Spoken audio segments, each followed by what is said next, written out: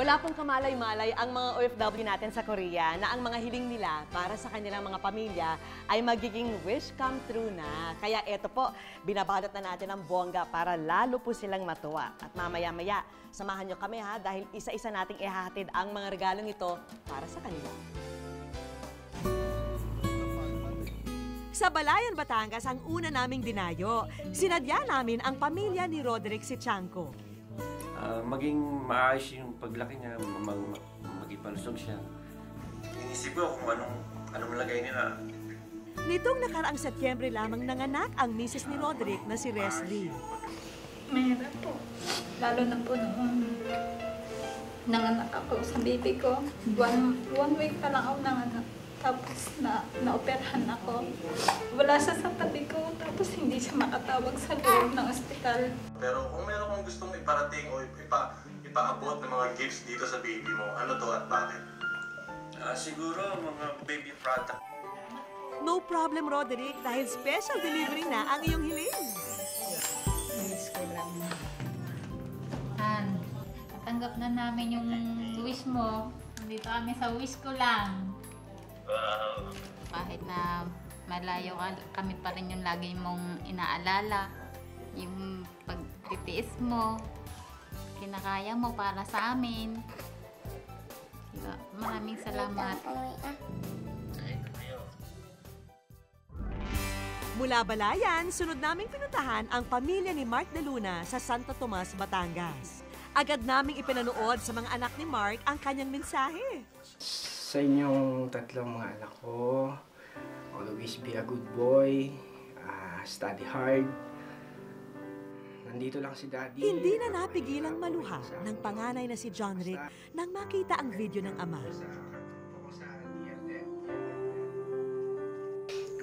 Sana po magkabuo na ulit kami.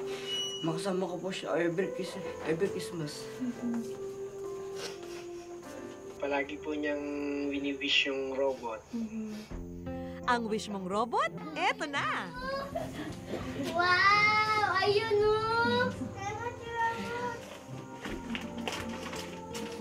Sabihin mo kay Daddy? Kasi masaya na po kung ano po yung natanggap mo. Tsaka masaya na po doon sa kung masaya po siya. Talagang sinadya niyo pa po kami na kuya ko. Maraming salamat po. Napasaya niyo po yung mga bata. Maraming salamat po. More power and God bless. Napakarami niyo pong taong natutulungan. Tuloy-tuloy pa rin ang aming biyahe at ang aming next stop, Dasmariñas, Cavite. Ang birthday niya, hindi ko siya labihan ng cake. So, ito yung cake ang may bibigay ko sa kanya. Sagot na namin, Gelly, ang wish mo para sa iyong Papa Danilo. Sana lahat ng mga anak ko maging umunlad. Okay naman, malakas ako. Ito, nasupresa mo ako.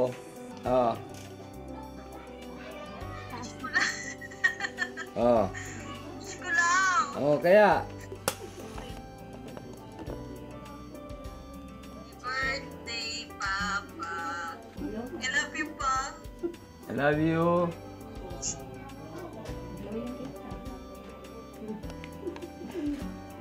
Ingat kayo dyan. Kayo din. 20 taon nang magkaibigan sina Joy at Agnes. Nasubok na raw ang kanilang samahan dahil sa dami ng kanilang pinagdaanan. Pero pinaglayuman ng kapalaran, nanatiling nasa puso nila ang isa't isa. Magkumari kami. Yung mga moment noon, nami-miss ko na aalala ko, kaya hindi ko rin, kumbaga, masaya ako kung nasan siya ngayon. Ganon din si Joy na nasa Korea na humiling sa amin para sa kaibigan sa Pilipinas. Mahilig yan siya sa rubber shoes at saka nasusuot kasi yun ang lagi niyang sinusuot eh. Eto na, Joy! Salamat! Miss na kita! At handog ng wish ko lang ang sapatos na hiling ni Joy para sa kaibigan. Oh, ang ganda!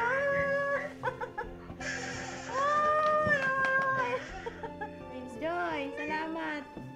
Ang ganda! Pag umuwi ka dito, hindi pwedeng hindi tayo magkita.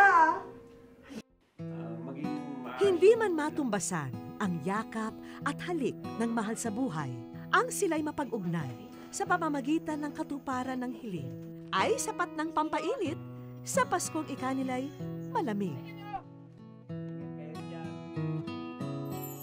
Hanggang sa muli mga kapuso, abangan niyo po sa susunod na Sabado ang pagpapatuloy ng ating pagtupad ng mga pangarap dito po sa Wish Ko Lang sa Korea.